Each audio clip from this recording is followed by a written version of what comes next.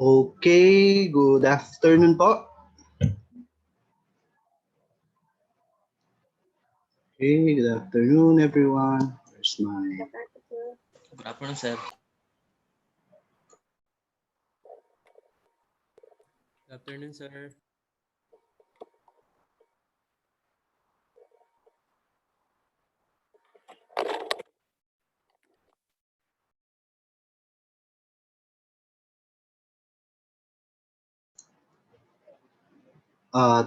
View admit all. Okay po, so sino ba ang ano dito? Do we have mechanicals, MEP po? Meron, no? Sige, ino-open ko yung whiteboard ko. Nandun yung lecture ko sa ano eh.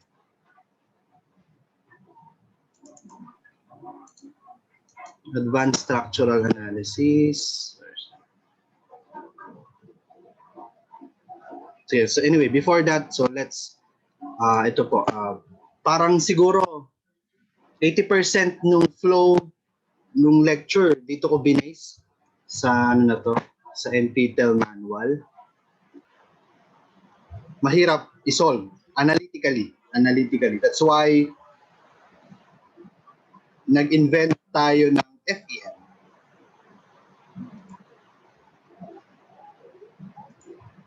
Actually, may mga videos that FEM is invented ng mga structural engineers. No? Sila Wilson, si Clo, and in-adapt na lang ng other engineers, in other discipline pala. So, siyempre, pag structural ang nag-invent or civil, simple lang. And nung in-apply na sa other discipline, it now becomes more mathematical kasi. First is, let's talk about yung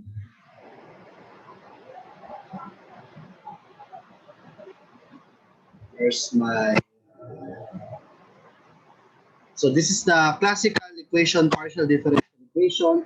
So we have stresses sa X, stresses sa Y, and sa Z, right? Because we have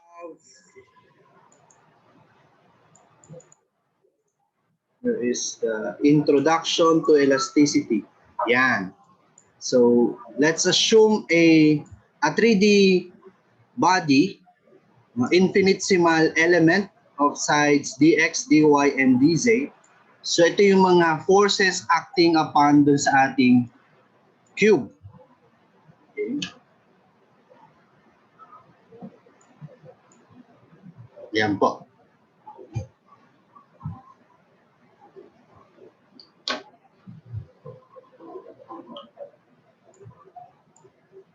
So force means this force is acting dun sa whole body. Okay. Then we solve that using equilibrium equation, the stress-strain law, and compatibility condition. Pinakamabilis to solve that is using principles of virtual work. Marami kayong may kitang solution, yung mga residual method, Galerkin, medyo mas intensive yung maths nun, mathematics nun. Dito we'll just use virtual work. Di ba sa virtual work, internal energy, no, stored is equal to dun sa work, external work. Ito po 'yon, no? Ito yung mga forces sa surface, forces sa body will be equal dun sa internal energy. Okay? Bakit po naka-transpose? Kasi naka-matrix na po yan. Because it's already in matrix. Okay? And yan, ito yung basic formula sa advanced structural analysis. If you remember, di ba? F is equal to KD. Or if you read kay Casimali, it's basically P is equal to SD. So K is the stiffness, F is the force, D is the displacement. Okay? And meron ba dito yung kaya? Check ko lang ha. I saw the same formula or pattern of formula sa heat problem.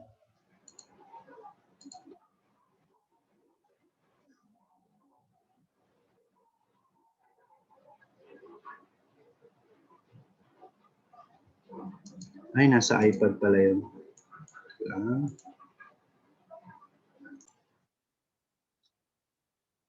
Yung mga analogy niya, no? So, in terms of elasticity problem, our K is the stiffness. Sa heat conduction problem, yung K nila is the conductance. Sa diffusion is the diffusivity. Okay? And yung F natin is force, sa kanila is flux. Okay? And yung displacement na sinusolve natin sa structural analysis, concentration and temperature ang sinusolve. Okay, may ano yan? How about the equation? Wala ba?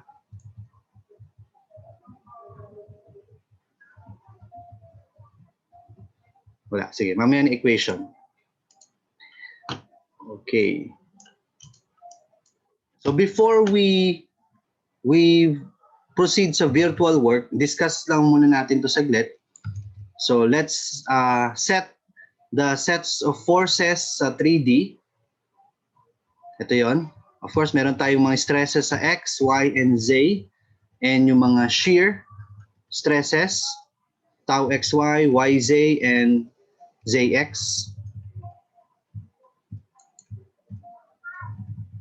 And dito lumalabas, stress Z is here. Stress Y is this one. Or sigma Y, and then X. Where is X? This one. Yan, sigma X. Siyempre, pagdating dito sa phase na to, nadagdagan ka ng partial derivatives kasi meron kang small increment. Okay? Then, if this is our sigma Y, small increment distance of Y, meron ka ngayong sigma Y plus partial derivatives ng d sigma Y over dy. Ganun din sa Z. Where is Z? This one. If this is our sigma Z, then nadagdagan ka dito ng small stress sa Z.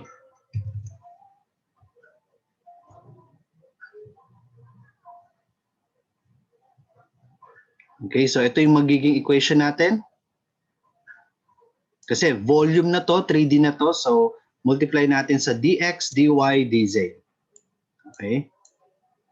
This is assuming static equilibrium of forces along the direction of x. So ano-ano yung mga forces along x? Ito yung x natin, no? So we have this one, sigma x. And yung shear dito, shear yx, ito. Yan. Ito yung sigma x, no? This one. Okay.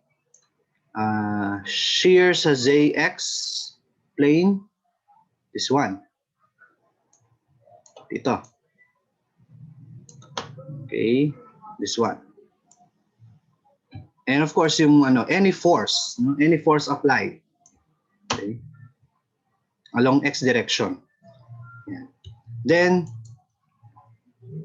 if we divide that by dx, dy, dz, you can simplify this equation into this. Wala lang naman yung dx, dy, dz. Okay, then, teka.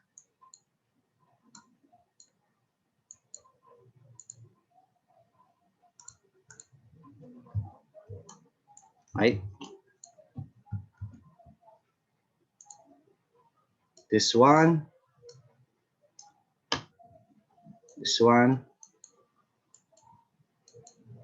Transpose natin yung force, so kaya naging negative. So apply the same analogy sa y and z direction. We will have this. Okay? And by applying moment equation at summation moment x, summation moment y, and z equals 0, we will prove that yung mga shear natin is equal, right?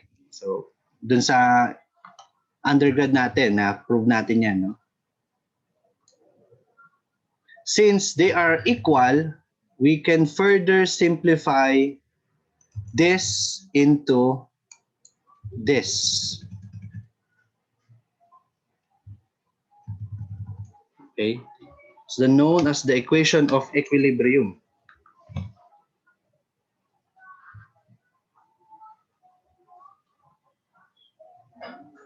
Where's my...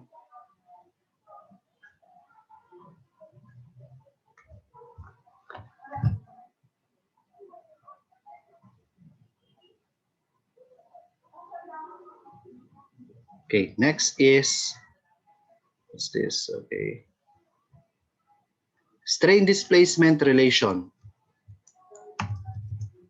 Di ba, alam naman natin that strain is the change in length over the original length, no?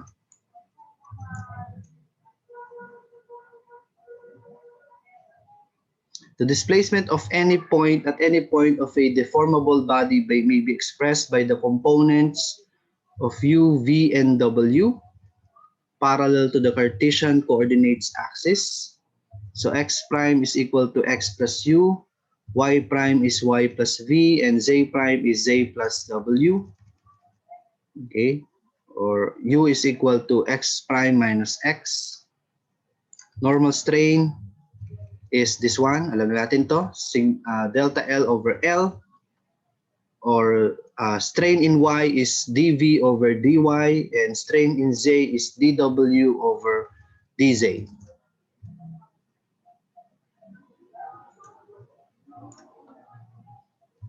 Also, this one is yung ating angle between PQ and PR after deformation. The shear strain in XY plane is dV dx du dy.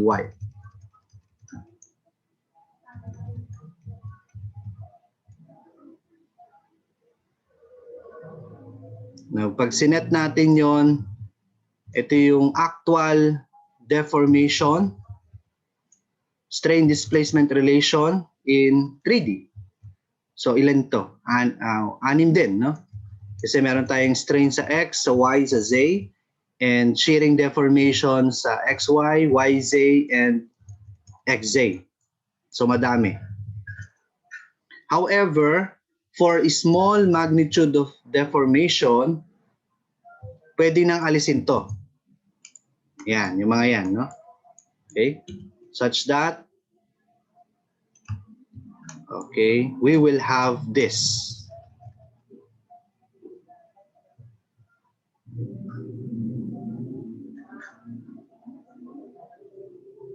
Okay? Sabi dito is, in case of small deformation, the products and squares are assumed to be negligible compared with the derivatives themselves. So it will reduce to linear relation. So still anim pa rin, no? Pero mas na-simplify. Or we can, in matrix, we can express this as this.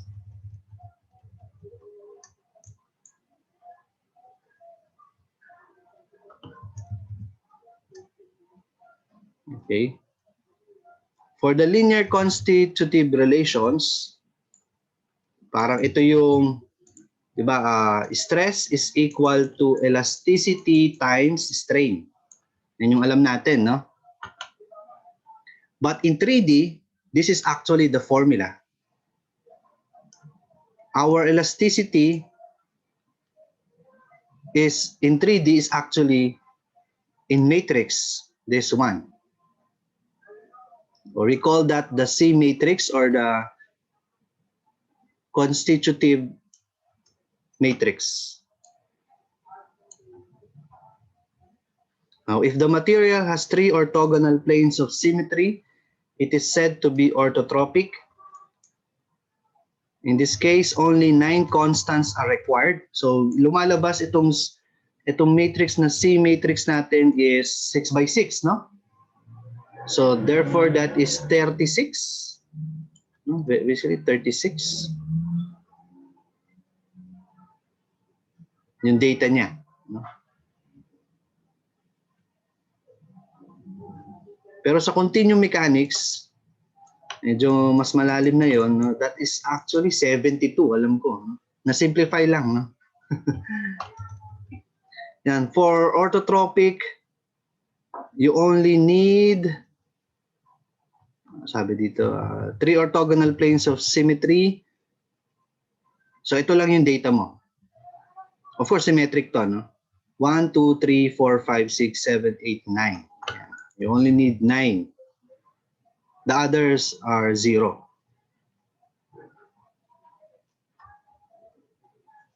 For isotropic material, so ito na siya. So imagine yung ibig sabihin yung the C matrix is actually dependent sa yan, Young's modulus, elasticity, and Poisson ratio. For isotropic, ito na siya.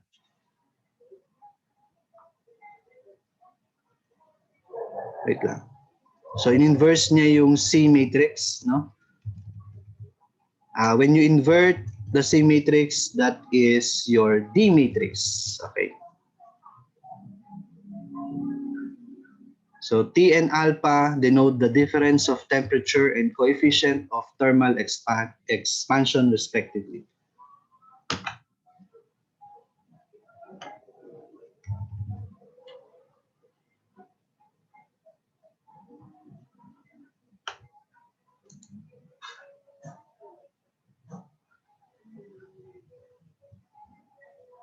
Okay, yan. So from 3D, we'll now proceed sa 2D.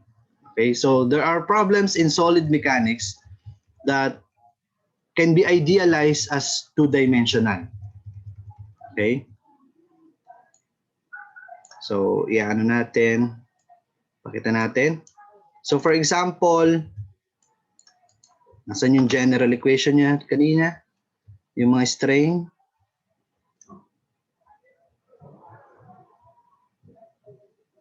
Ito, yung 6. Yan, these are the 6. Since we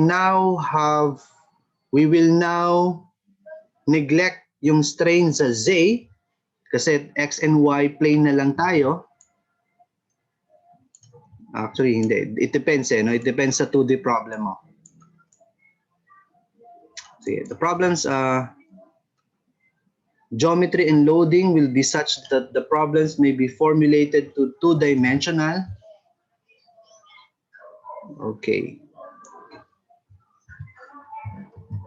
So from this one, alisin natin yung this one.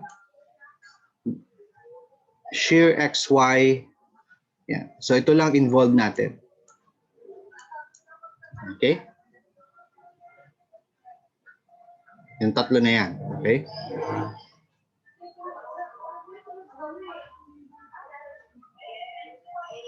XY, yeah. dV dx, du dy. du dx, dV dy.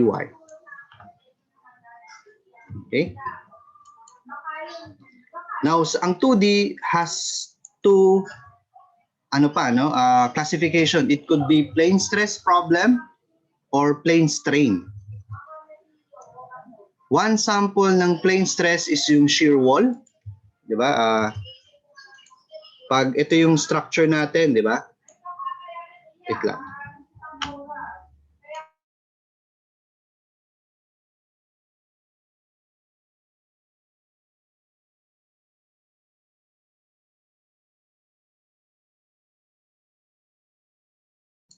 Yan, for example, 'di ba? yung shear wall natin is actually, di ba, 3D yan, no? But we simplify that na if you simplify that, wala siyang deformation sa z-axis, no? We can idealize that as a plane stress problem. So meron ka lang strain sa x and then sa y. And then of course yung shearing deformation. Okay, so wala kang isi-zero out natin yung stress sa z, shear sa xa, and shear sa yz. So that's now a plane stress problem. And we can now, ito natin yung complete kanina.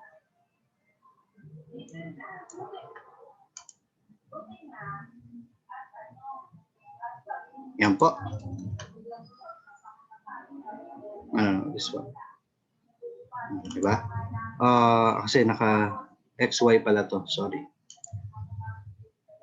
So we, instead of getting yung this whole 6, inalis natin si Z. Yung lahat ng may Z, inalis natin. Okay? And we simplify that into this. Okay? Now, the strain components can be also expressed in terms of the stress, which is given below. So, inano lang niya, no? Nireconfigure lang niya yung equation na to. Yan. Okay. So, although nineglect natin yung stress, no? Yung stress sa Z, magkakaroon ka pa rin ng corresponding strain sa Z.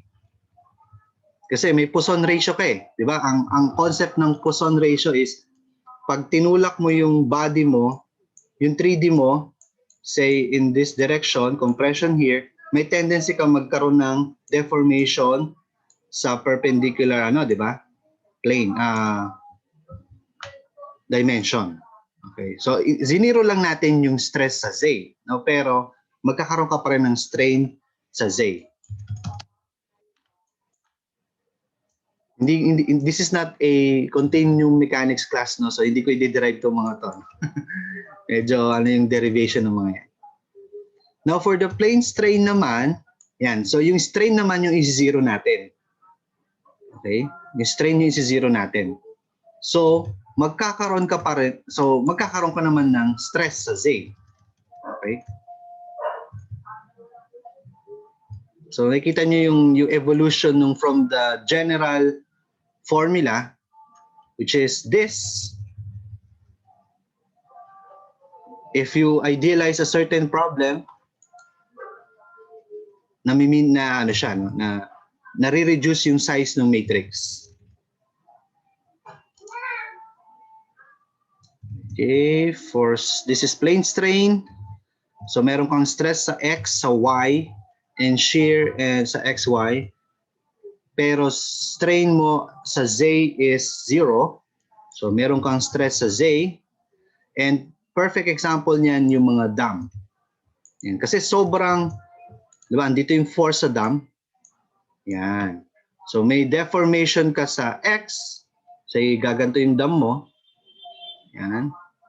And X and Y, may deformation ka. Lumalabas dahil sobrang haba ng dam, halos negligible na yung strain sa Z direction. Okay, kasi yung force acting sa dam or retaining wall is purely dito sa sa body na to. Okay, although 0 yung strain, may induce pa rin yan na stress sa Z. Okay. Now, this is the axisymmetric problem. And meron ka ring shear and strain sa X and Y, and sa axisymmetric kasi, normally, circular yung problem mo dyan. Now, steps in finite element analysis.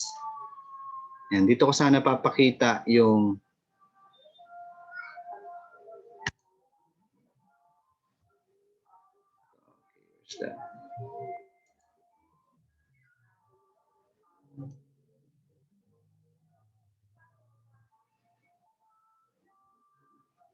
Yan. So equilibrium equations for different cases are as follows.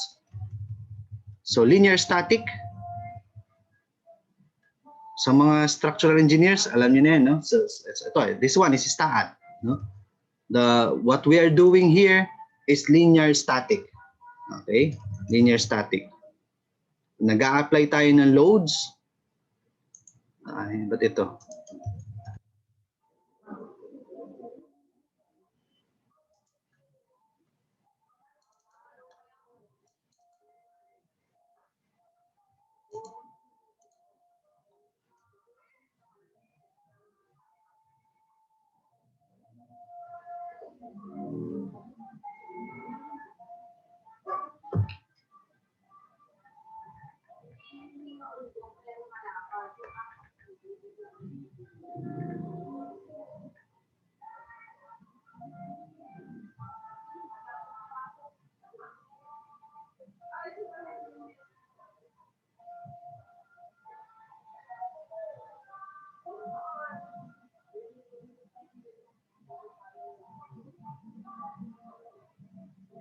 Yan. So, yun nga po, this is linear static. Yan. So, ito yung mga loads natin. Okay. What's that? For linear dynamic,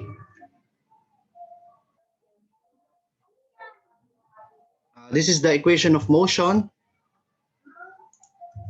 And sa mga nag-numerical methods, last sem, yan, in-introduce ko na to.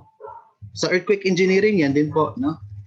We say linear, both static, although this is static, this is dynamic because we now consider the acceleration. They're both linear kasi yung, for example, steel, yung ina-analyze natin, di ba? This is the stress strain ng steel. All the deformation ng steel is only under this curve. Or even yung strain energy na sinusolve natin, wherein this is the, say, Fy, di ba? Under which follows Hooke's law. Di ba? Sa Hooke's law, stress is proportional sa strain. As long as stress is proportional sa strain, so straight pa yan, we still follow Hooke's law. And at that stage, linear pa yung material mo or elastic. No, elastic pa. So, linear pa yung proportion ng load sa strain. Okay? Now, when you study nonlinear, nandito na tayo sa region na yan. Yan. Okay? So, F and L. Okay? That's why, pansinin niyo yung equation ng dynamic, ganun pa rin. The same. Pero nadagdagan siya nito. We will now consider the nonlinear region. Okay?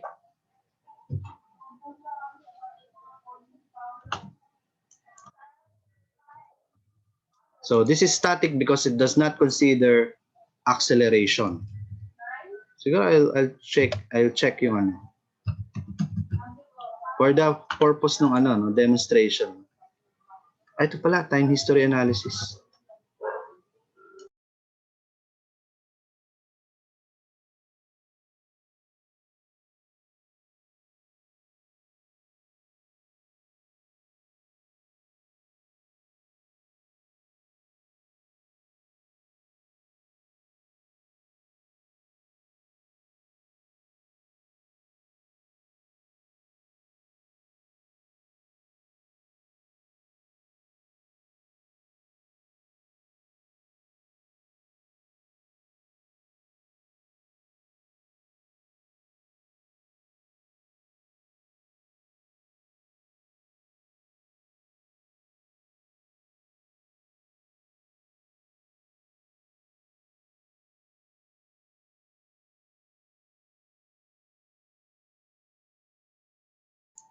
Yan. So this one is linear dynamic because in-applyan ko siya ng acceleration.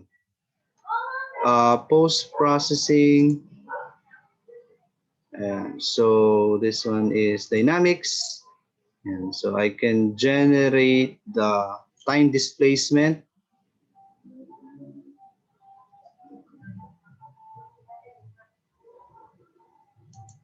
And so deformation, if I click this, so ito yung sa seminar namin last time. No? Alam na to niya Sir Christian and JM. So yan, subject mo yung structure sa earthquake ground motion. Yan, so mapaplot mo yung displacement sa top. Yan, with respect to time. Yan, so lumalabas the displacement occurs, maximum displacement occurs at 12 or 11 seconds, 175 mm. Ayan, dynamic yan. However, yung earthquake ground motion dyan, ang maximum acceleration happens about 2 seconds. If you notice, hindi tugma or yung maximum displacement ng structure happens after pa nung maximum peak ground acceleration. Say ito yung acceleration ng ground. So iba yung response ng structure sa ground motion. That's linear dynamic because hindi ko pa consider yung non-linearity nung structure. Okay. Papakita pala natin. So parang ganyan yung deform niya. Exaggerate natin.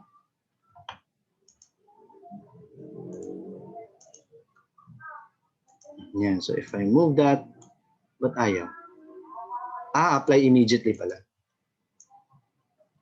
Yan. So at pansin nyo, nagbabago yung time. Okay. So this can be solved in earthquake engineering. No?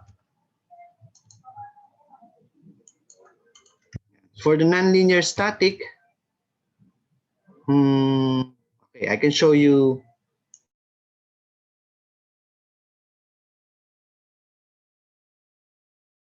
Open ko lang yung ano.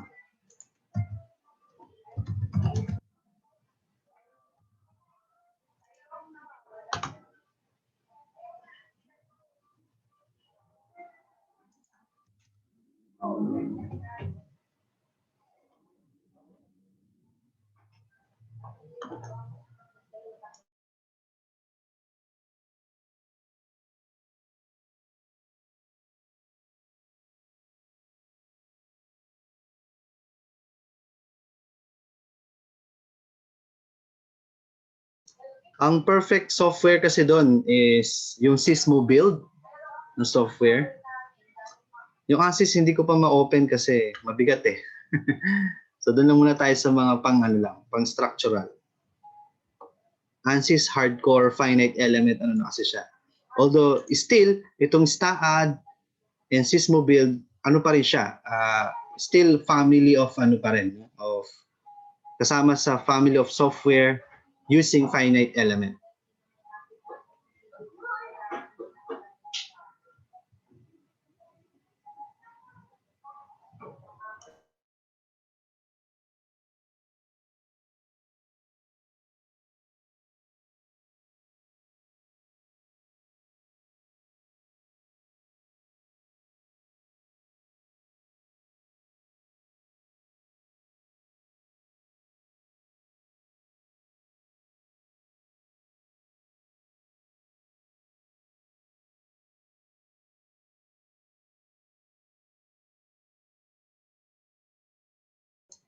Okay, so this one, bakit wala yung output niya?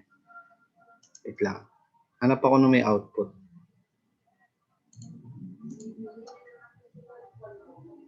Yan, this one may output to. So this is, dynamic analysis pala ako dito. Yung nonlinear static. Where is nonlinear static?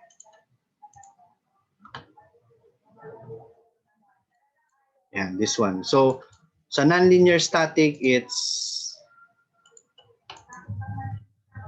yan. So, pansinin nyo, no?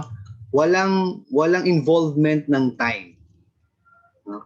Basically, pinupush mo lang yung structure, push that into a certain displacement,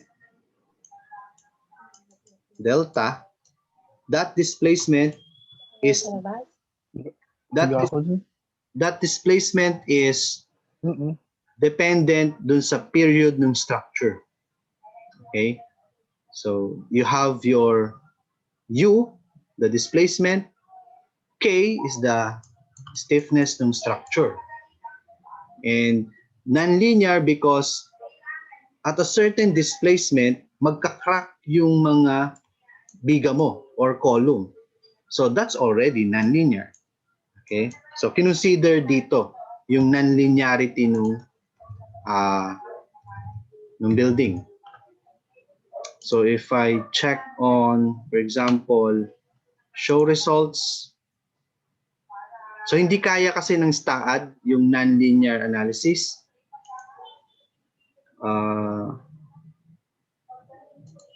Yan, show plastic hinges kung saan nag-crack or yan, colorized elements with damage. So, click ko lang to.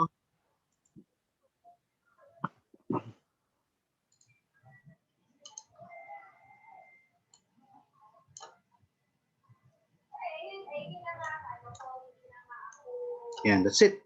So those portion of the structure is hinging. Yan. Okay, at output number 18. So if I move downward yung arrow, ayan, pinupush siya. Kaya this is called pushover analysis. So pansinin niyo habang pinupush siya, dumadami yung nag-hinge. So from here, yan. Wala pa, no? Ayun. At a certain, ito. Medyo sensitive kasi siya sa ano. Dahan-dahanin ko lang. Click, click, enter.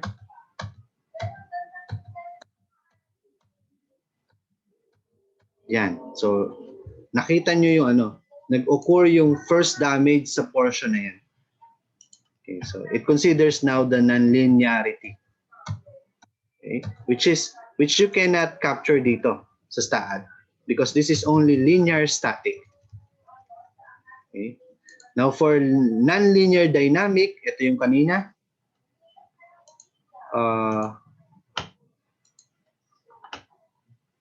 Okay. Paano alis dito?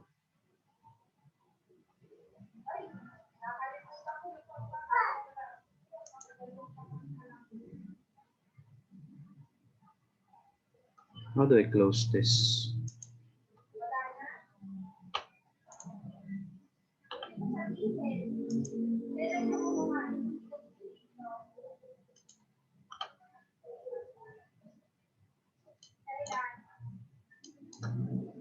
Okay, this one. Ayan, nag-dynamic analysis ako. If you check sa parameters, yan, nag-assume ako ng earthquake. Nag-apply ako ng artificial earthquake lang. Assuming 0.3 G na earthquake. Yan, and then show results.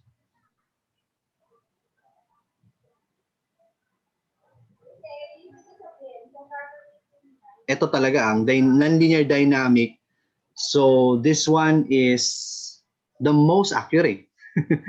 Kasi yun nga, na-consider niya yung nonlinearity ng material, depending yan sa sa amount of reinforcement. Yan.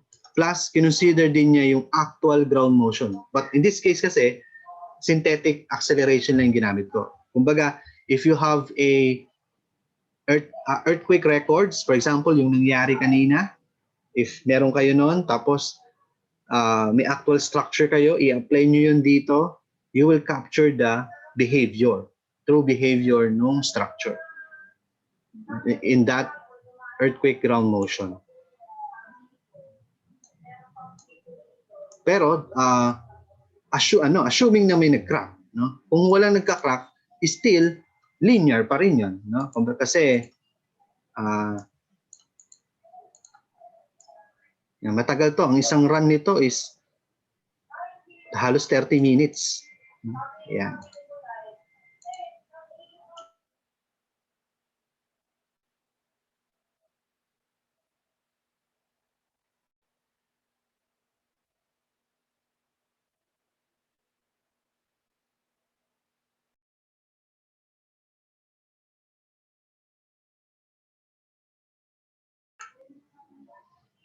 Okay. Set. Actually, here's the... Medyo matagal kasi ito. Hindi ko pwedeng i-run. Magtatagal. Yan po. So, that's the... So, that's it. I've shown you all these cases na hanggang non-linear dynamic. Pero, it's only what I displayed or showed is assuming line element. These are line element lang po. Unlike the ANSYS na a certain section is modeled pa ng finite element further, no? Yun yung mas intensive. Okay? At least for us structural engineers na designing buildings, that's already na sa amin.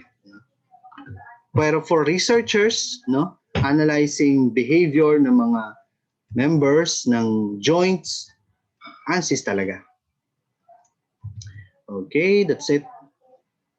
Yan, the basic steps, yun nga, discretize the continuum, yan, modeling, identifying the variables, the load, the displacements, and the choice of approximating functions. Yan, dito iikot yung course natin. No, we will derive the stiffness matrix of the elements by approximating the functions, by displacement function. And formation of the element stiffness matrix. Yan, dito yung papakita ko. This one, not this one.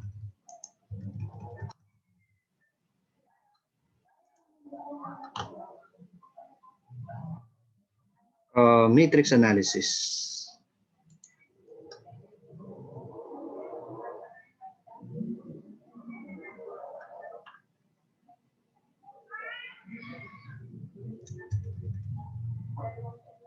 Sige, while waiting for that, here, formation of the element stiffness matrix, I can only show you yung step-by-step. And formation of overall stiffness matrix. In these steps, dito na papasok yung automation ng mga softwares. Automation, no? And dito na papasok yung programming. Programming na yan. So, ganun din dito, no? Formation of the element loading matrix, overall loading matrix, more on programming na yan, no? Boundary conditions and solution of simultaneous equation. Because, di ba, the general equation is simply this, S if F is equal to KD. Yan, automate the process on generating the force vector, automate the process on generating the stiffness matrix, then solution of simultaneous equations, so wherein D is equal to K inverse F. So these are all matrix operation. Invert the matrix, the stiffness matrix, multiply to the force matrix, you will solve the displacement. Okay. So doon na papasok yung automation. Which is already beyond na sa atin yun, no? Okay, so but I will show you a sample. Alam na to ng mga structural majors, but for the purpose of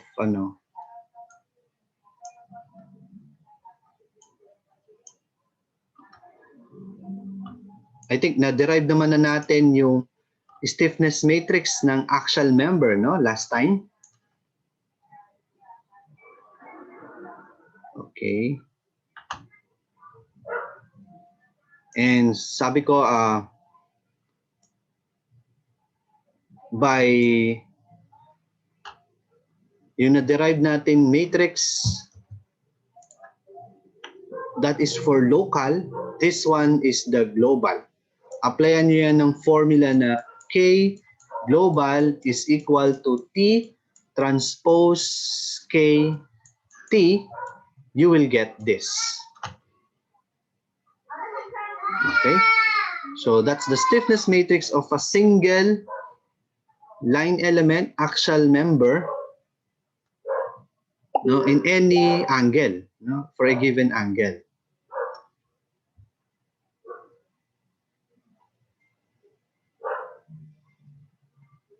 Okay, so sample problem. Okay, so we have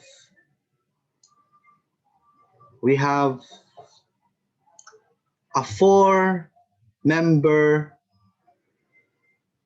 system. Yan, statically indeterminate thrust. Ito yung force niya, 1,000 kilonewton here. Find the displacements. Okay?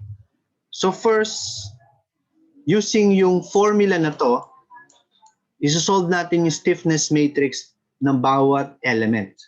So dahil we have 4 members, so solve natin yung stiffness matrix ng 4 members using this formula. Given yung theta, yung angle ng bawat member, inclination nila from a certain axis, makukuha natin yung stiffness matrix. Ano lang, no? Direct substitution na lang. And I need to discuss this because this is parang ano na process na ng FEM, no? You need to automate, no? In here, you need to assign the degrees of freedom, the code per member. Let's set the node 1 here sa center, node 2 ito, node 3 here, node 4, node 5. This is analogous to modeling your structure here in this manner, right? If I input a certain node here, mariread ni software. Pag kinonect ko yung dalawang node, Shift N, select cursor, yan, node 47, yan, and click ko to, node 1023. Tapos, i-click ko yung member na to. This is beam 24. If you notice, beam 24 is node 47 and node 1023. All right? So, dyan na papasok yung programming, automation, that if I connect these two nodes, what will be the degrees of freedom code for that? Ito din, no?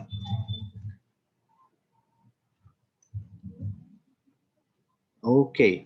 Now, once na-establish mo na yan, since our actual member has 2 degrees of freedom per node, all right, because it can displace sa X, it can displace sa Y. Remember, yung dinerive natin last week is assuming the member is naka-horizontal lang, di ba? Okay? Siyempre, arbitrarily inclined in a plane, it's under either tension or compression. If this is your force parallel to the longitudinal axis, this can be a component. No? You can have a component on X and Y direction. Therefore, you have 2 degrees of freedom or displacement per joint. Yeah, okay. Yeah, so since we settled that this node 1, therefore your DOF code is 1 and 2. Siya yung mauuna. This is node 2. This therefore yung code niya is 3 and 4. This is node 3. Yung code niya is 5 and 6. This is node 4, 7 and 8. And node 5, 9 and 10. Okay? Now, that should be consistent sa pag-generate ng stiffness matrix per element. So, yung K natin, K1, ano yung ginawa natin K1? So, K1 is node 1 to 2. Yan, this is member 1. Wherein the code of member 1 is 1, 2, and 3, 4. So, 1, 2, 3, 4. Okay? For member 1 to 3, so ang code niya is 1, 2, 5, 6. So 1, 2, 5, 6. For member 1 to 4, ang code niya is 1, 2, 7, 8. 1, 2, 7, 8. And finally, for 1 to 5, ang code niya is 1, 2, 9, 10. So 1, 2, 9, 10. Okay?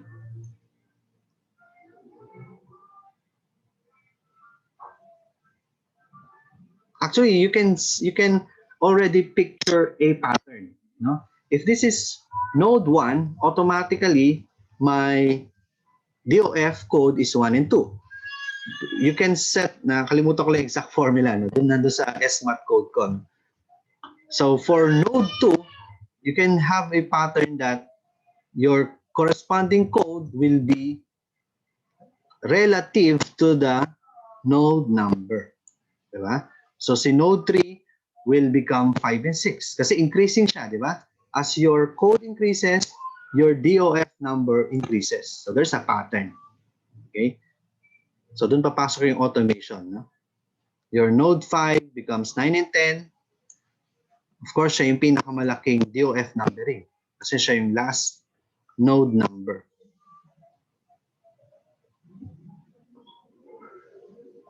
Okay, next is, so once okay na yan, so just plug in, substitute the stiffness matrix. Now, we will now generate the structure stiffness matrix.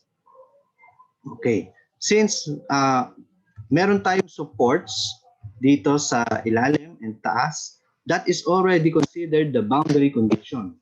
Now, where boundary condition, that means at DOF 5 and 6, DOF 3 and 4, DOF degrees of freedom 9 and 10, degrees of freedom 7 and 8, you can set the displacement as 0.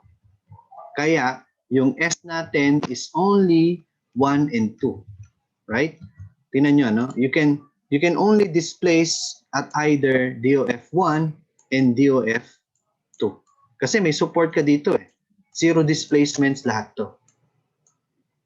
Okay?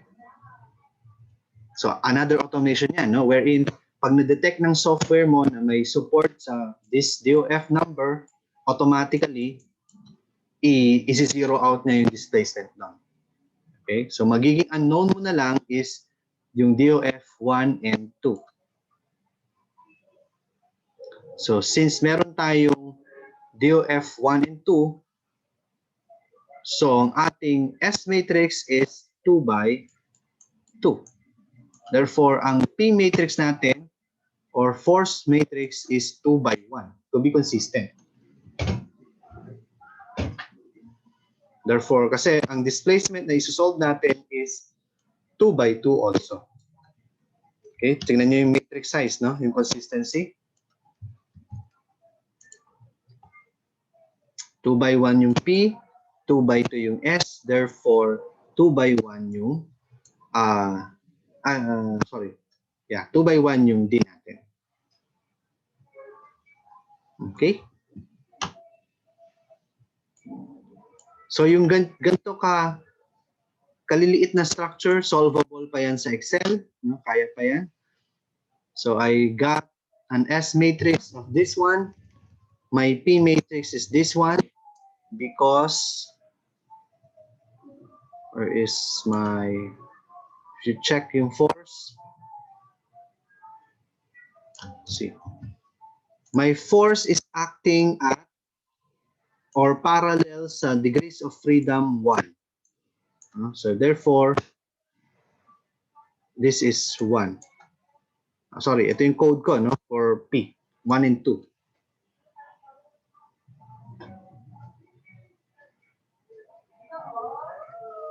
Okay, my S is this one, 2 by 2.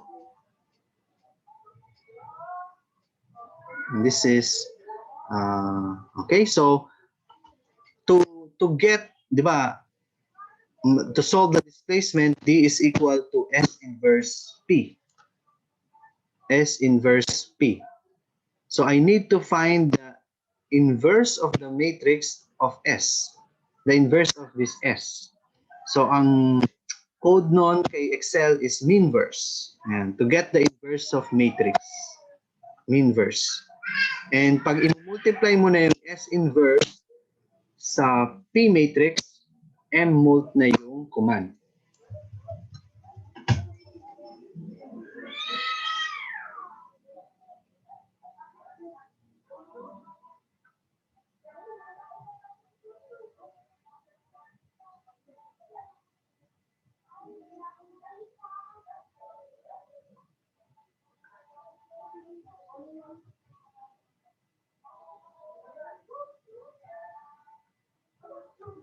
Okay, that's it. Okay, so syempre, may limitation si Excel, no? Hindi niya kaya yung mga, kapag dumami na yung matrix size mo, hindi na niya kaya i-solve yun, no? So that's why meron tayong mga ANSYS and that does the numerical operation, numerical methods, numerical inversions. At least that's the basic procedure, no? So you can, sa mga MEP po, sa mga mechanical, you can just imagine yung S na to is your K matrix, no? Yung conductance, no? Yung binabanggit kanina, no? Then yung displacement na sinusolve yan yung unknown temperature or heat temperature.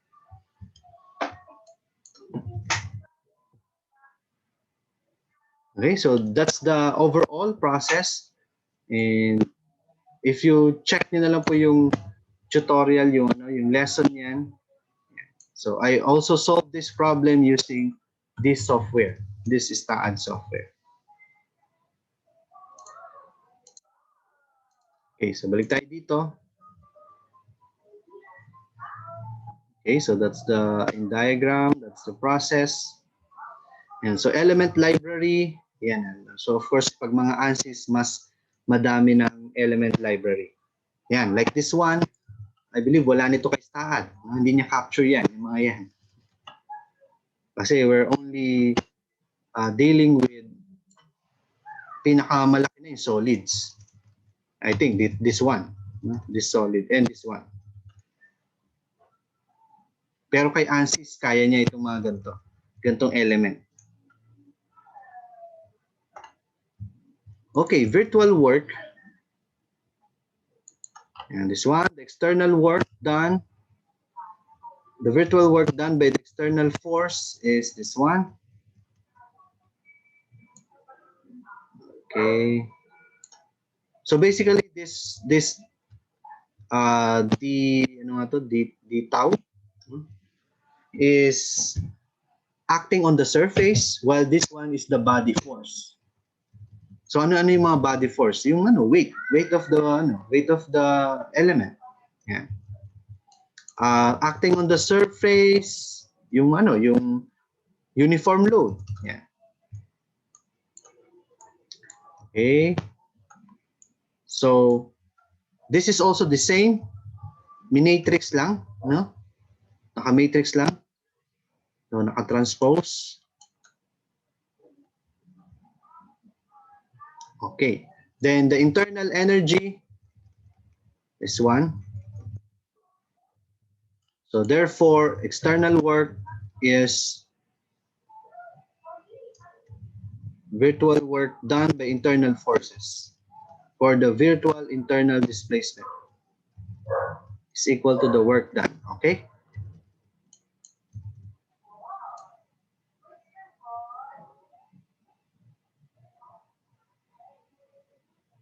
Remember that the total strain energy is this. Di ba? Stress strain. Stress strain. So ito yung ano natin. Bawa ganyan. So to compute the total energy, get the area. So this is triangle. What is the area of triangle? 1/2 the height, which is the stress, and then the width, which is the strain. Kaya this is true. Okay? Okay. And from the strain displacement relationship, strain is equal to BD. Okay. Or then the stress is D matrix times strain. Yung constitutive matrix natin kanina, no, yung 6x6. But in actual member, this is simply the elasticity. Therefore, okay.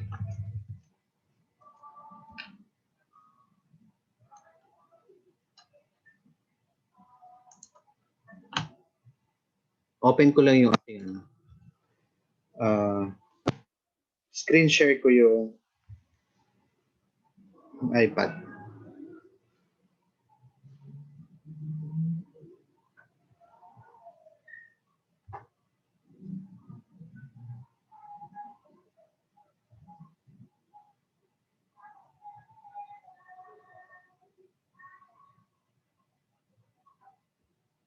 Where's that?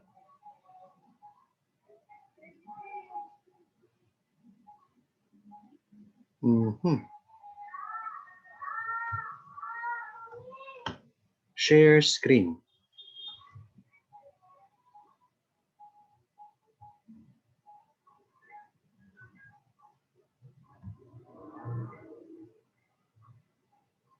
Okay, wait lang.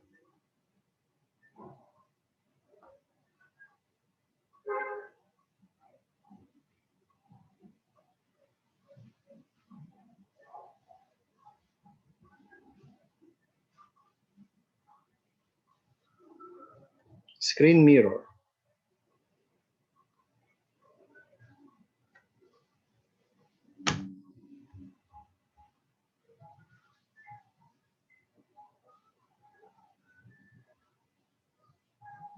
Ay, mali.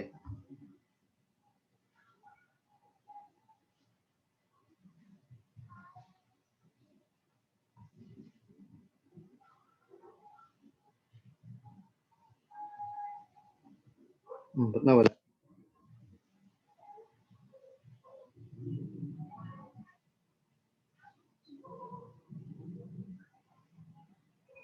Wala. Naglalag.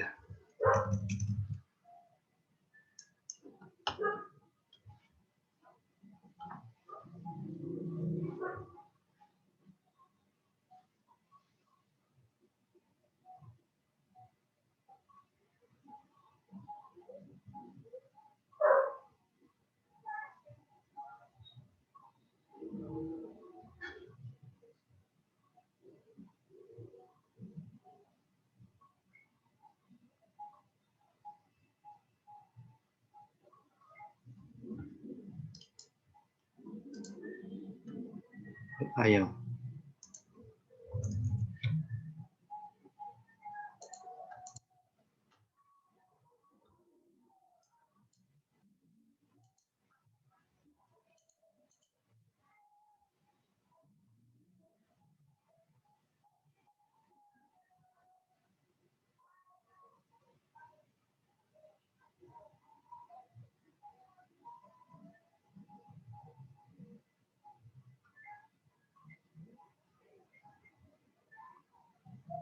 Yan, okay na.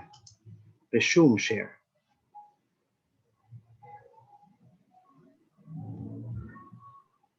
Okay.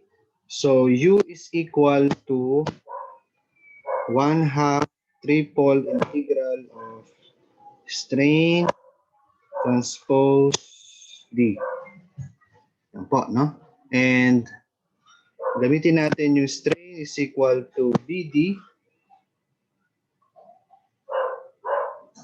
So, equal to 1/2 integral of BD, no? So, I'll use this one. Oops, ba't di nyo nakikita? Yan, okay. Maglalag lang. So, this one, strain is BD. So, substitute ko siya. BD. Naka-matrix po to, no? Then, transpose. Then, stress is the strain. This one. Okay? So, plug in ko siya.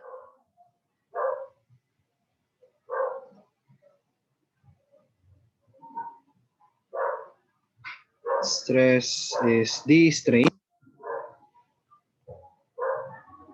Right? Okay. Naglalag nga. Now, remember, strain nga is BD. So, papalitan ko siya ng BD. Okay. Then, the DC. Okay. So, i-rewrite ko. No? 1/2. Now, property of matrix to, na pag nag-transpose ka ng product, magbabaliktad sila, di ba? So, that becomes D transpose, B transpose, D, B, D, D. Ano bang ano nito? Ano bang Greek pronunciation nito? Nakalimutan ko na. No? Yan, anyway. That's it.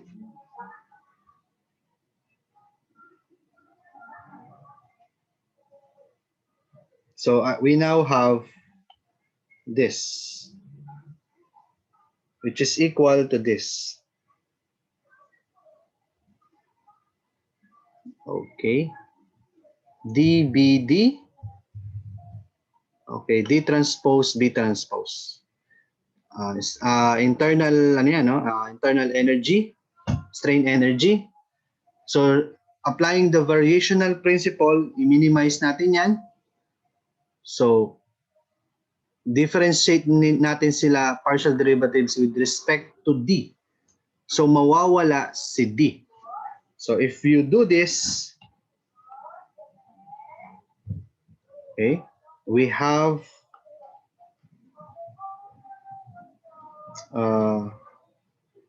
mawawala si D, no? So, we now have B transpose D B. Okay.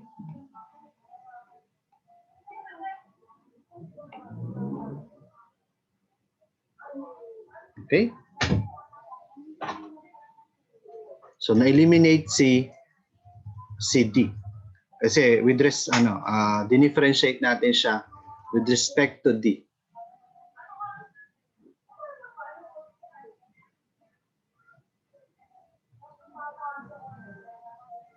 Okay.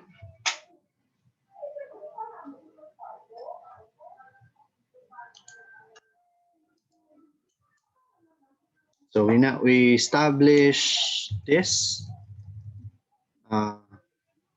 Why is it K?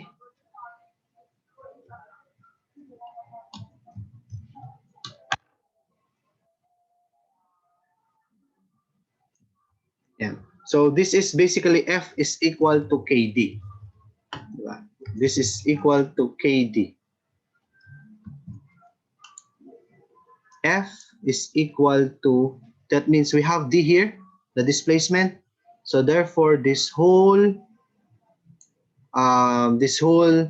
term is our K. Okay.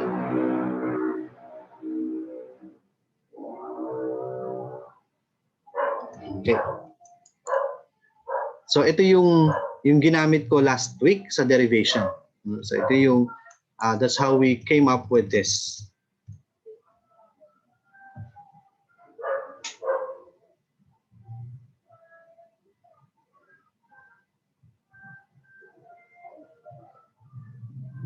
So since okay na tayo sa actual member,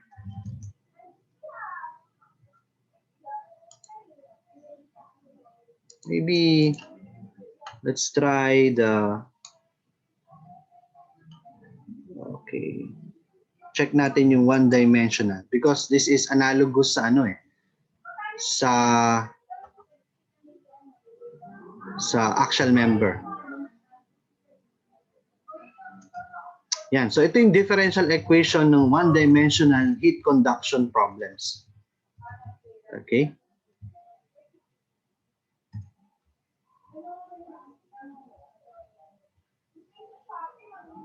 Yan. Ito yung tabulation ng mga ano.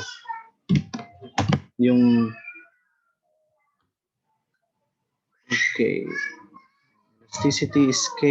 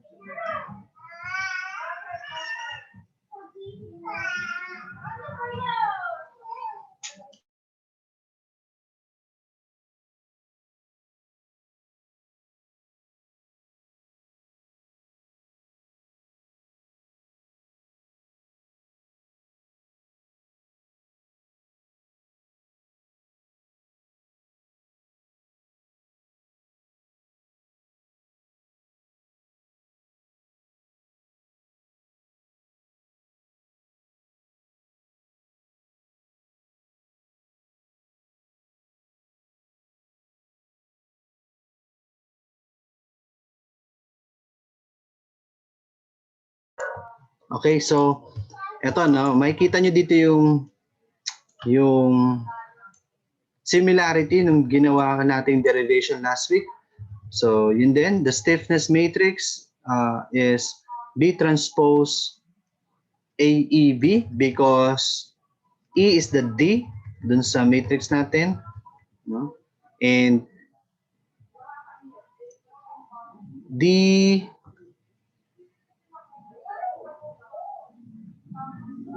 okay, because we are talking about volume, so volume is simply area times dx. Yan. In-extract niya yung area. Okay, but still yung B transpose B is intact. Nandun pa rin, no? Doon sa equation natin.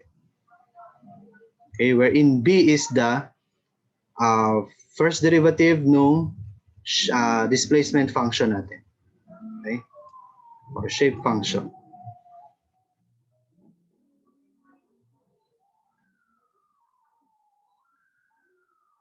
Yan. So application to heat conduction and diffusion problems, makita nyo same formula, no? B transpose B.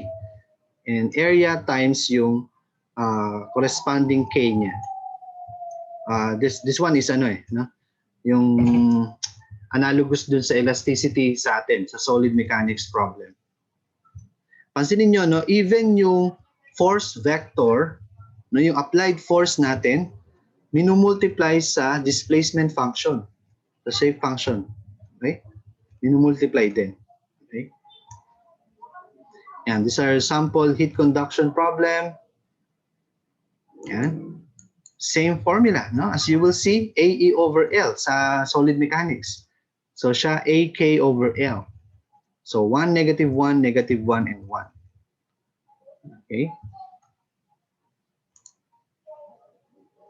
Siyempre, hindi ko na alam yung mga units ng mga ano niya dito. No? 5 watt per ano to? Per meter? Ano ba? Tama? Yan, meter square. Yan, thermal conductivity. Okay. Watt over cm. Okay. Pansinin niyo po yung global conductance matrix niya. Very similar sa global stiffness matrix. Di ba? T transpose KT sa atin, no? Sa structural engineering. So sa heat conduction, the same, no?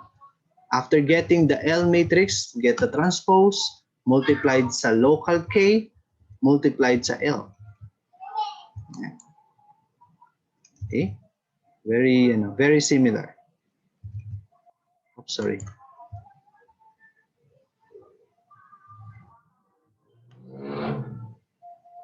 Okay, so that's it for axial member.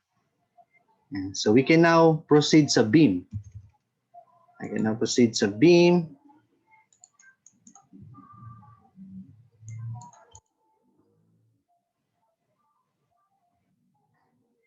Where is the beam?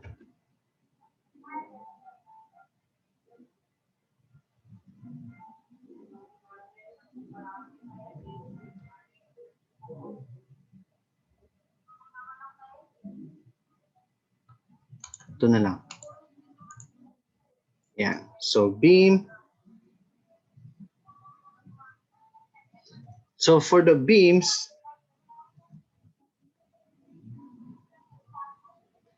we have 2 degrees of freedom each node then.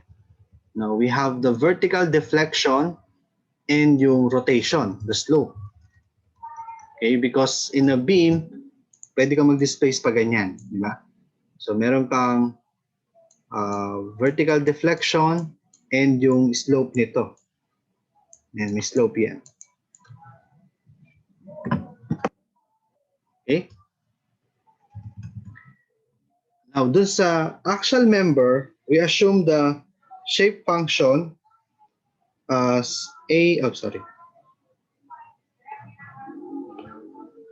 as this equation, di ba? A naught plus A1x, something like that. No, this one, no? Because we have 2 unknowns. Dito, we have 4 unknowns. So, we now assume a 4 unknown displacement function. Okay? Now, in matrix form, ito siya. Okay? Then, rotation or theta is dv dx. So, kunin natin yung first derivative nito. We have this. Sorry.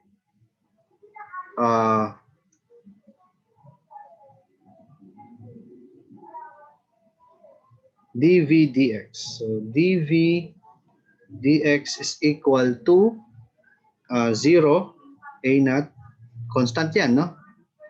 Derivative ng a1x, a1. Derivative ng a2x squared, 2a2x. Tama? Yan. And then derivative ng a3x cubed is 3a3x squared. Yan. So therefore, in matrix form, so this will be 0, and this one. In matrix form nito, we have this. Okay. Next is apply the boundary conditions at x equals 0. Shear vertical. Okay. I-rewrite ko lang. A naught plus A1x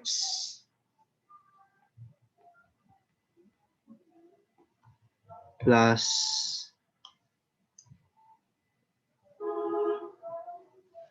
A2x squared plus A3x cubed.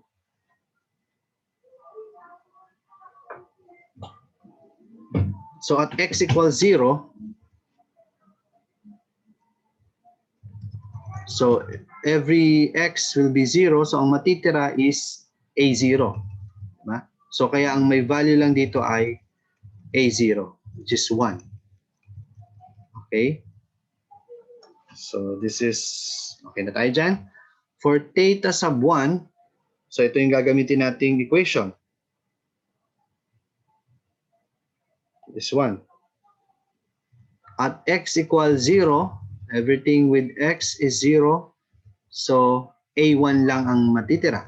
No, that's why ang may value lang is A1 as 1. Okay? So okay na tayo dyan. At x equals L, okay, so all x will be L. This will be L, L squared, L cubed. Right? So A naught will be 1, correct? Then A1 multiplied sa L, correct? A2 multiplied sa L squared, and A3 multiplied sa L cubed. Okay. For theta sub 2, i-rewrite ko to.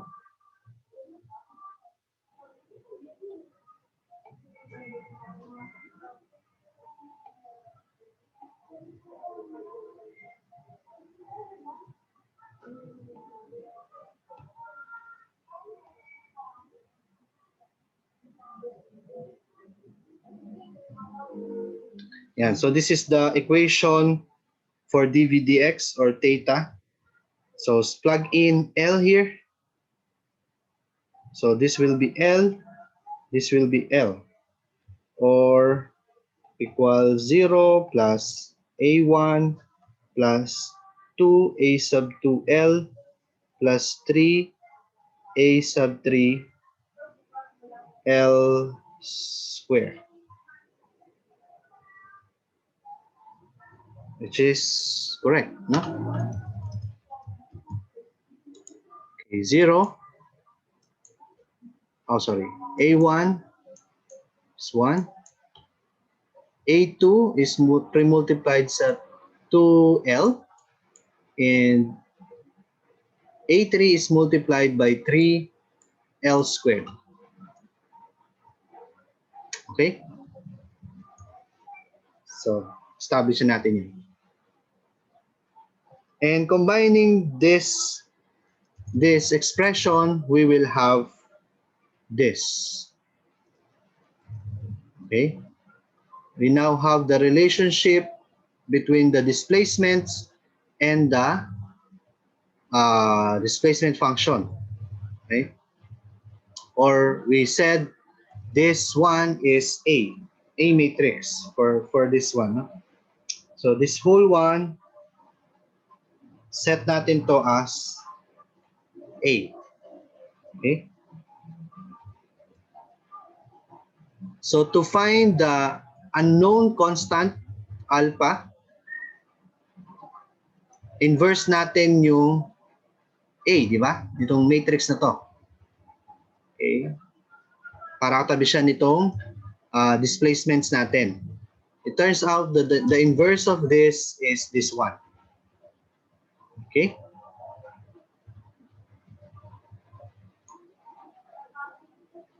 So basically, this is the A inverse.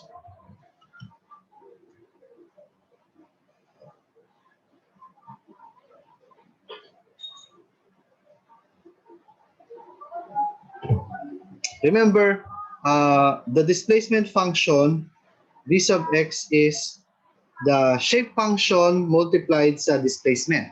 Yan yung original concept natin. Diba? We assume the displacement function is the n matrix times the actual displacement.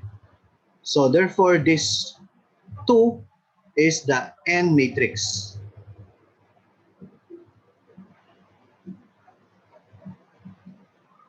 ND.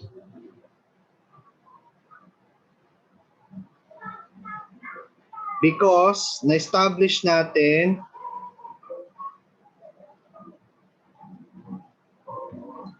si Balikan natin to ah.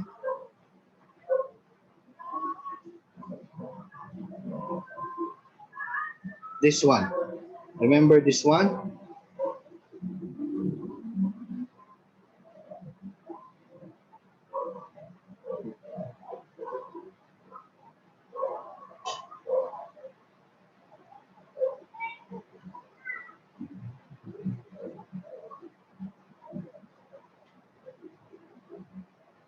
Oops. Yan. As you see, ito yung original equation natin, displacement function. Now, once alam na natin yung alpha,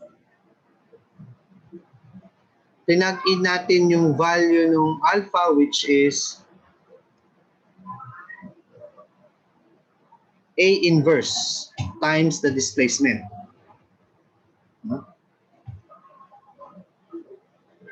So, lag ko dito ah. Alpha is equal to A, A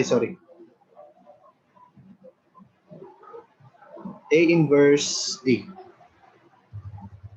Okay? After getting this one.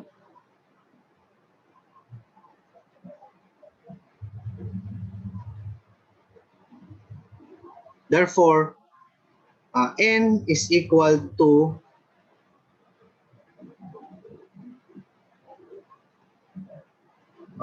this one times alpha, which is A inverse ND pala. ND, sorry. Yeah. So we need to multiply this matrix to our A inverse to find the N matrix.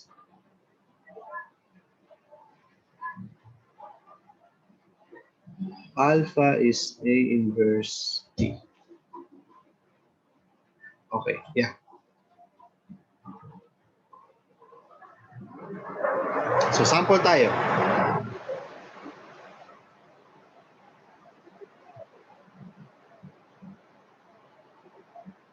Let's try. So this one multiplied here. Diba ganyan ang matrix operation?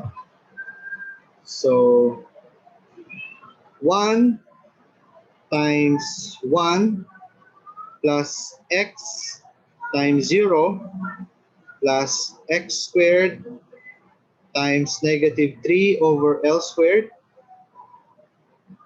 plus x cubed times 2 over L cubed. So what do we get?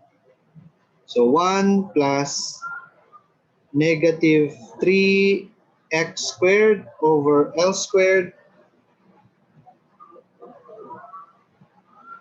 plus 2x cubed over L cubed.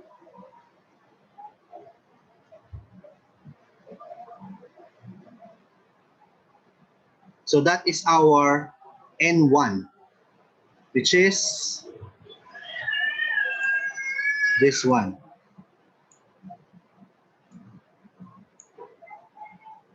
Okay? For N2, multiply natin ito dito.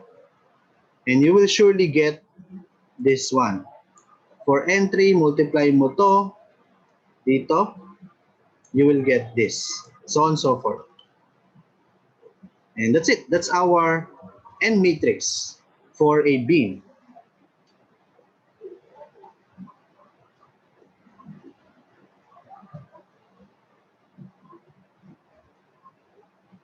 Okay, alam na natin yung N matrix natin. Take note. So ito, nakuha ko na to sa other textbook to remind us that bakit kulang to? Yan. So the curvature of a beam, is 1 over rho is equal to m over ei, no?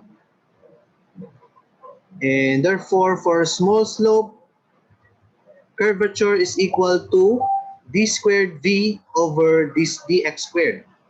Ibig sabihin, we need to find the second derivative of the equation of our equation v of x. Because since d squared v over dx squared is equal to m over ei, so gagamitin natin yan, yung relation na to later. Which is this one. This one. Curvature is d squared v over dx squared. Okay? And ano nga yung equation natin ng v? So ito na yung first derivative. Yan na yung first derivative. Let's find the second derivative of that. So d squared, laki naman. V over dx squared is equal to 2a sub 2 plus 2 times 3, 6a sub 3x. So that's the second derivative, which is this one. 2 to 6x, 6x. Okay? It turns out this d squared v over dx squared is our b alpha. Okay, we now call this 0, 0, 2, 6x as the B matrix.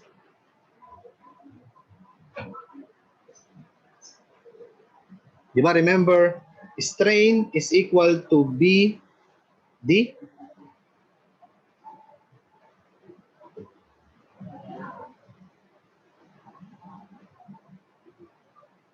Okay.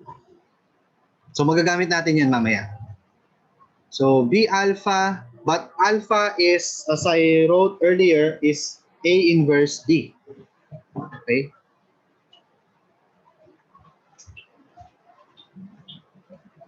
So plugging in the B matrix, the A matrix, and the displacement matrix. Okay. We know this now. D squared V over dx squared. Okay, for beam, it's EI times the curvature, di ba? Because M over EI is equal to 1 over the curvature. Curvature, sorry.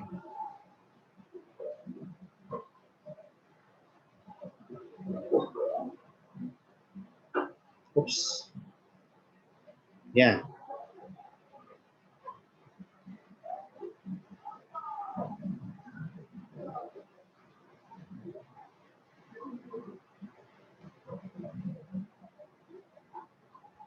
Okay.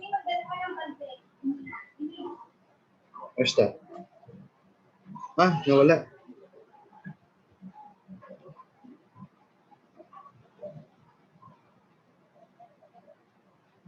Okay.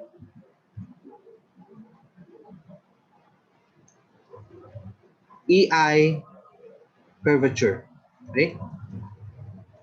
But curvature is d squared v over dx squared, or plugging in yung ating formula ng d squared v over dx squared, curvature one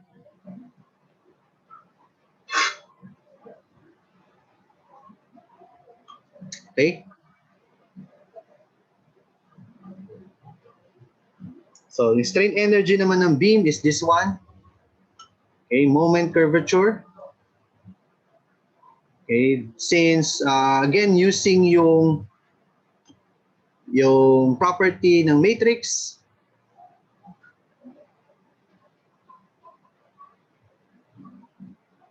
EI curvature.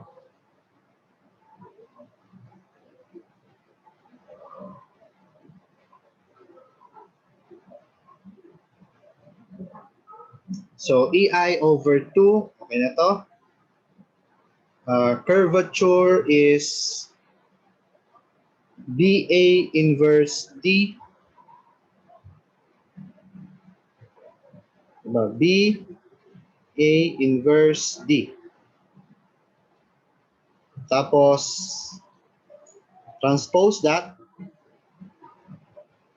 You will have D transpose A inverse transpose B transpose. So magbabaliktad yung ano nila, no, yung position, okay, sa matrix. That's why you have this. Okay?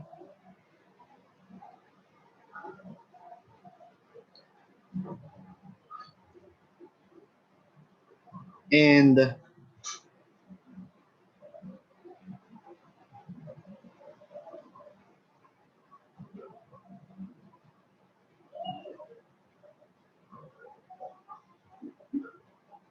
still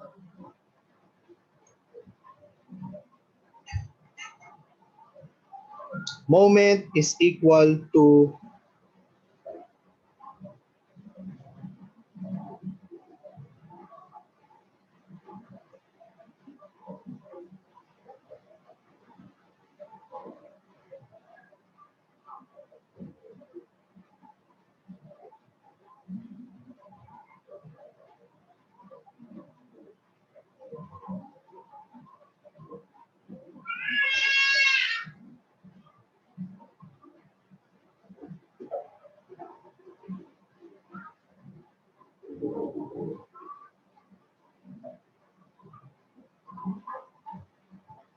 okay, so ito pa rin, no? This one is this one. Okay? Follow pa, no? Then, same procedure. F is equal to du or strain energy with respect to D, mawawala ulit si D. No? So, mawawala, cross out natin ito. Okay? So, ang natira is A inverse transpose B transpose B. Ito ang natira.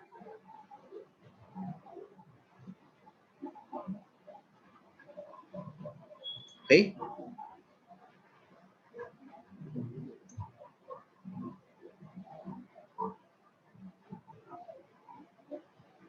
So, the stiffness matrix is K is equal to EI pa rin. And ihiwalay natin itong D, diba? Because lumalabas this whole thing is your K. Okay, which is EI, A inverse transpose, B transpose, B, A inverse, DX.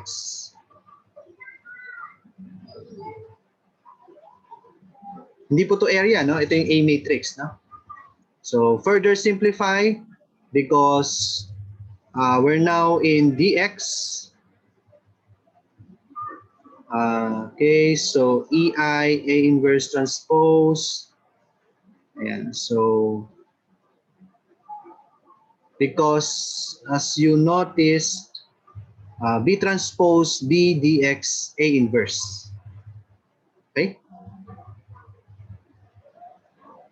And then, so therefore, lumalabas, K is B transpose B DX. Kasi si A inverse is you know, if you notice, is already, ito yung A inverse, di ba? Constant na. No? In terms of L na siya eh. Di ba? Constant na siya. Kaya inalis na natin siya dito sa integral.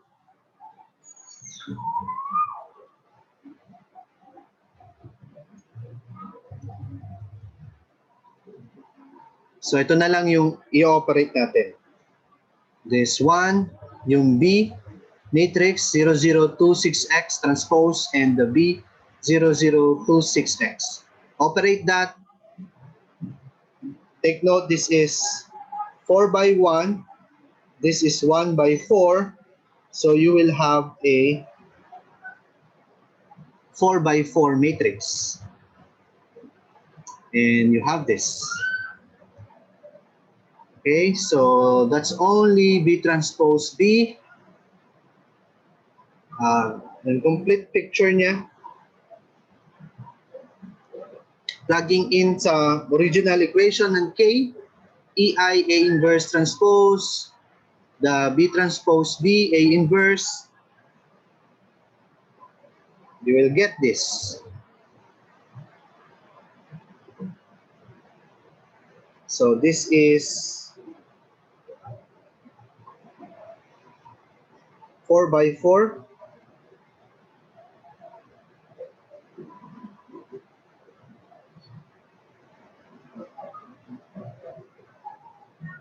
Four by 4, 4 by 4. So everything is 4 by 4. So you will get 4 by 4.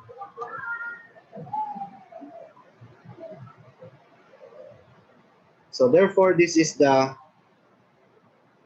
A inverse transpose. This is the A inverse. This is the B transpose B.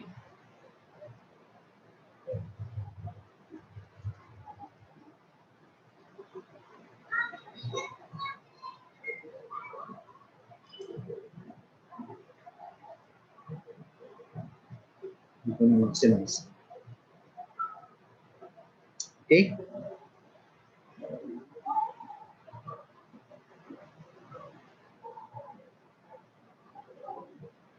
And finally, we derive this stiffness matrix of a beam.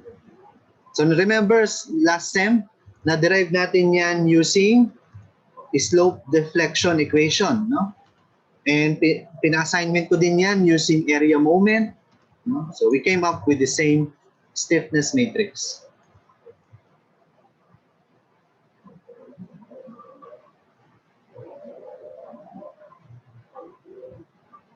And that's it for the beam. So, ano lang, recall lang, no? Di ba, if ito, multiply natin dito, so everything will be 0. No? Ito, multiply natin dito sa second column, this is all 0 pa rin. Okay?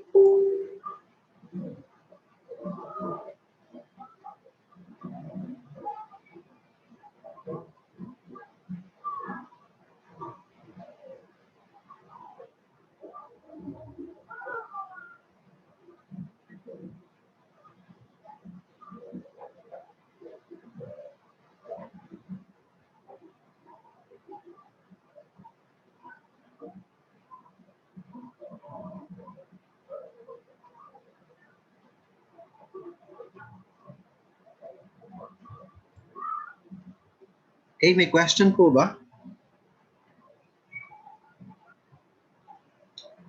And for the example, already have that before dito sa ating whiteboard.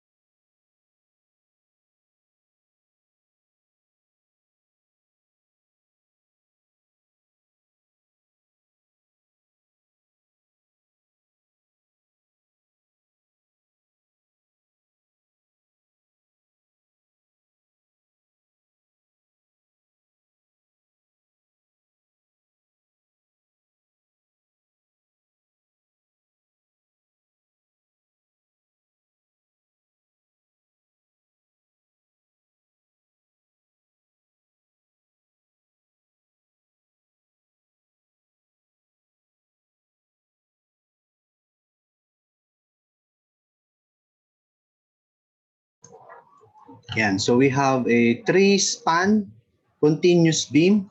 So using the stiffness matrix we derive. And so same concept, no? We will apply coding of degrees of freedom. Since two unknowns, two displacement per node, 1, 2, 3, 4, 5, 6, 7, 8. So K1, my code is 1, 2, 3, 4.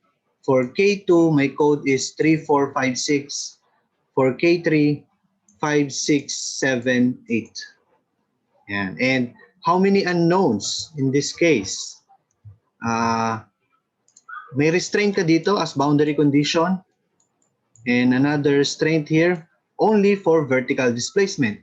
So meron tayong rotation sa node na to. So we have one unknown displacement and another one unknown displacement sa node na to. Therefore, yung missing DOF natin is 4 and 6. Corresponding to the rotation, 4 and 6. When you, basically, to get the S, hindi ko pala na ano kanina, to get the S, all values corresponding to 4 and 6. So let's say yung K1, meron siyang code DOF4. So kukunin natin yon. Si K2, meron siyang 4 and 6. Kukunin din natin yung mga values na yon. And then si K3, meron siyang value sa both sa 6, no? And then ano lang na get the address of those values, tapos plug in mo lang dito sa S matrix. So for example, ito sa K1 ang available mo is 4 by 4, 4 and 4. So ang location niya is here sa 4, 4. Sa K2 you have both 4 and 6. So i-add mo ulit yung value ng K2 dito. Itong 4 and 6 na to. Okay. For K3, ganun din. 6 and 6. So dito naman siya. Kaya yung arrow ko is nakaturo lang dito. Yan. So once you have your S, again, P is, yan nga, P minus PF is equal to SD. I know the S. This is the force vector. Later ko na lang didiscuss yan, no? And once you know that, you can generate your D. Ito yung lumabas na aking force vector. Ito yung aking S matrix. So this is known, this is known. So D is equal to S inverse P. Okay? And this is my displacement matrix. I'll give you my S file here for the others na hindi familiar dito, no, for you to see. Sa mga nag-structural, no, for sure alam niyo na to, no. Ito yung lesson natin last time. Okay. And that's it. Once you know your D, you can now get your member forces. Q is equal to KU plus QF. So dito mo na magagamit yung original K ng bawat member. Tapos your U matrix or the displacement matrix is coming from here. Siyempre yung U niya is now corresponding dun sa member. Kasi ito lang yung nakuha natin, di ba? This is 2 by 1. So ilalagay mo yan sa U matrix ng member 1. 0 siya sa 1, di ba? Kasi nga, restrain ka dito. Yung DOF1 mo. 0 ka rin sa 2. Restrain ka din sa rotation. 0 ka din sa 3 because meron kang roller. But meron kang value ng rotation at degree of freedom 4. And that's it. 0.0019. Q equals, ayun. You know K. You know U, and then you know the fixed end forces ng member na yan, you will get the member forces. And we were able to get the same answer using the software. Okay.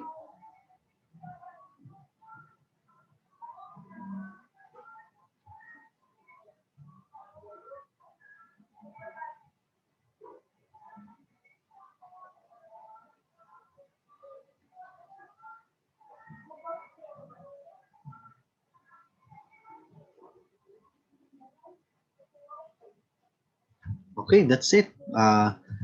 Tapos na tayo sa beam. So pwede na tayong mag two-dimensional next week. Siguro mag-upload na lang po ako ng additional lecture for this, no?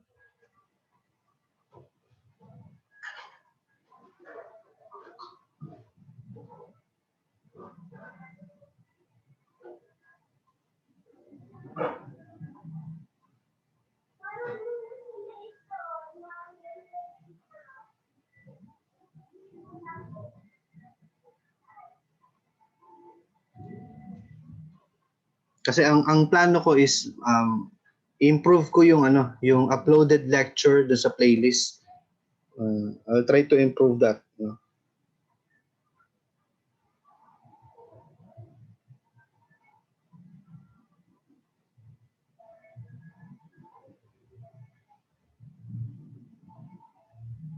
Okay, siguro so pwede na tayo magpa-assignment, no? Para may magawa naman kayo, no? So please derive using yung please derive the stiffness matrix ng bar. Yung sinolve natin last week. Diba? Ang na-solve natin is AE, negative 1, 1, negative 1, negative 1, 1. Ganyan, no? AE over L. Yeah. Assuming a displacement function na A naught plus A1x. Diba? Now, assume na naman ng three unknowns. Yan. So dito, 2 unknowns. Now, assume naman kayo ng 3 unknowns. So ano yung lalabas na K-matrix nyo?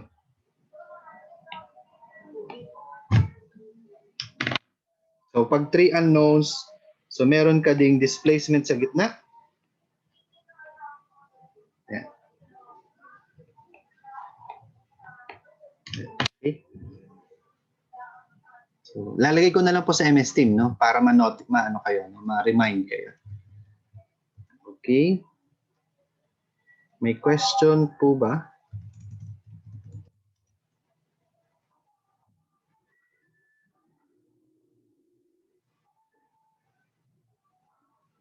Tapos dadagdagan ko yung playlist ng FEM. Kukunan ko ng nung application niya dito sa matrix analysis lecture, no?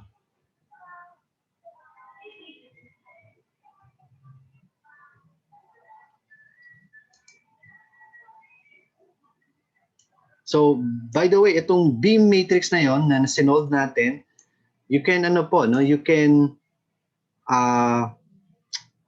extend yung application niya hanggang frame, no? Hanggang building frame. No? May lecture tayo na you can approximately analyze a frame. This is already a multi-story frame using just the same stiffness matrix. You can analyze already the lateral deflection yan, no? Using the same stiffness matrix. So doon pa lang, no, ang dami ng application ng niya, stiffness matrix na yan.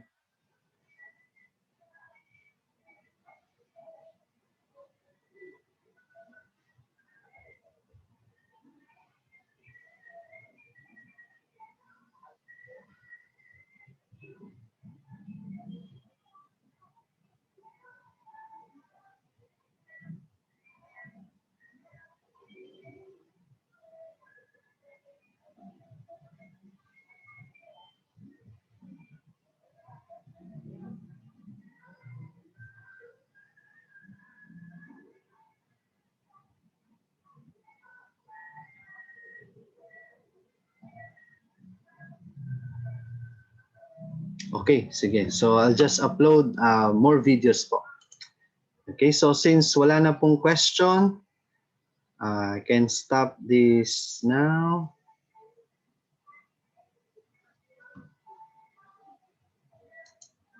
And upload ko na lang no, yung session natin. Okay? So thank you for attending and pati yung ANSYS no. Plano ko din gawa ng lecture no. Pero kasi mas maganda yung yung sinend kong link. So, pero I'll try no kahit Taglish version. Para directly na no sa application and for civil. Okay, so that's it. Thank you po. See you next week. Thank you po, sir.